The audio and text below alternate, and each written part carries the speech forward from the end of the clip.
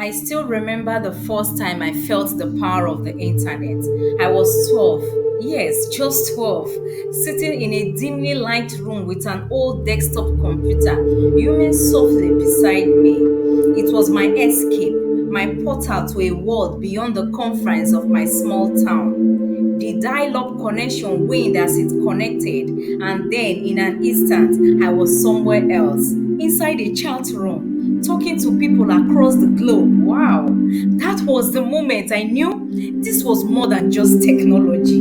This was liberation. Fast forward to my teenage years, my curiosity has transformed into obsession. Oh, I spent hours visiting educational websites trying to learn and understand their underlying architecture. My first real project was a blog. Yes, the first time I ever created a site was a blog. It was rudimentary, built on a free hosting platform with a clunky interface, but it was mine. More importantly, it was a place where I could say what I wanted without permission, without restriction. As I grew older, I realized the internet wasn't just a playground. No, no, no. It was a battlefield. Corporations sought to control it. Government attempted to censor it, and bad actors exploited it.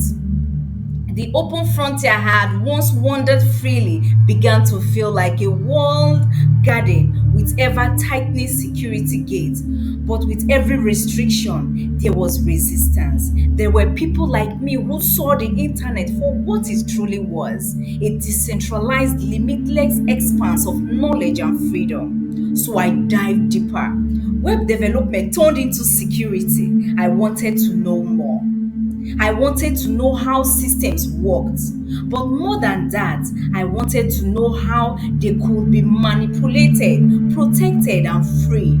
I built website not just a digital front storefront, but as a stronghold of information and identity. The more I learned, the more I understood that our digital presence was no longer an extension of ourselves, it was ourselves. I began working with small businesses, helping them cave out their own space online. Many of these business owners had been told they needed to stay in their lane, that they should stick to bricks and mortar stores, that the digital world was too complex, too risky.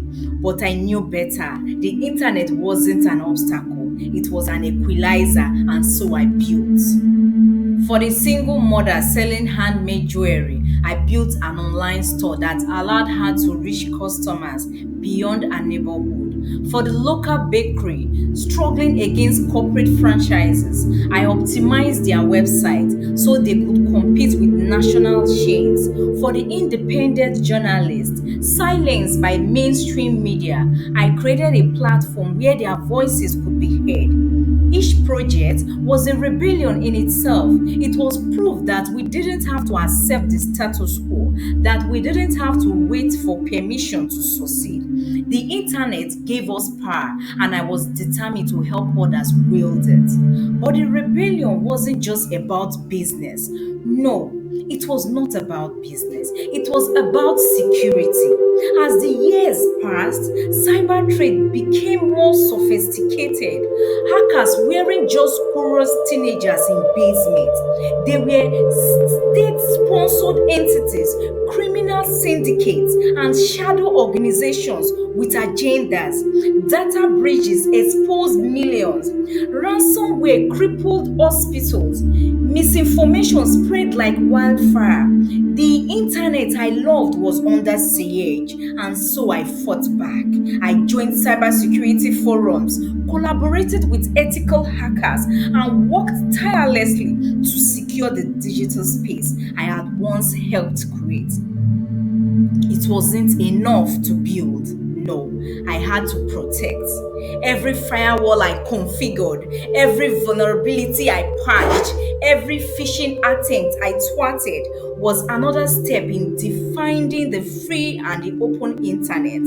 One day, I received a message from an old client. It was the single mother with a jewelry store. Wow. She told me that because of the website I had built for her, she had expanded her business, hired employees, and was able to provide a better life for her children. That was the moment I realized this wasn't just about code, about security, or about business. It was about people, it was about empowerment. The digital rebellion isn't about destruction, no, it is about creation. It's about forging new paths where old roads end.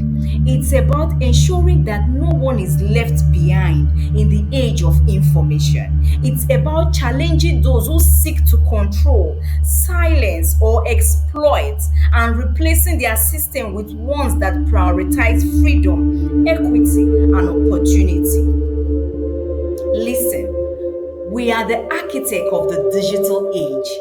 We are the silent revolutionaries who build, protect, and empower. We refuse to be confined by outdated systems, rigid architectures, or predetermined fates.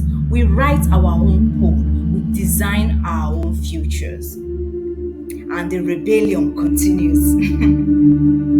But but but the revolution are not won in a single battle. No, not at all. They are forged in the persistence of those who refuse to surrender. Each day, we wake up to new challenges, regulatory clampdowns, algorithm changes that stifle organic reach, and monopolistic entities tightening their grip on digital landscapes. Yet we adapt, we innovate, we fight back, not with weapons, no, with but with creativity, resilience, and knowledge. For every restrictive policy, there is a workaround. I want you to know this. For every closed door, there is a new avenue waiting to be discovered. The underground networks of independent developers, ethical hackers, and open source advocates continue to strive. The more they try to control us, the more we evolve. The rebellion extends beyond just website and cybersecurity. Yes, it permeates content creation, digital rights, and online privacy. It is in the battle for net neutrality, the fight against surveillance, capitalism, and the resistance to censorship. It is in the creation of decentralized networks, encrypted communications, and self hosted platforms that give control back to the people. I've seen the power of the digital rebellion firsthand. I've witnessed small businesses dethrone corporate giants through strategic digital marketing. I've helped whistleblowers protect their anonymity so they could expose corruption. I've stood along activists leveraging social media to speak global movements. This is more than just a career, it is a calling. As technology continues to evolve, so too will our resistance. Artificial intelligence, blockchain, and quantum computing will bring new challenges and opportunities. I want you to note this. We will not be bystanders in this evolution. No, not at all. We will be its stewards, ensuring that innovation remain a tool for empowerment rather than oppression. The digital rebellion is not just mine. It belongs to every creator, every entrepreneur, every coder, every activist, every dreamer who refuse to be confined by tradition. It belongs to those who dare to challenge, to disrupt, and to build anew. It belongs to you that is listening to me right now.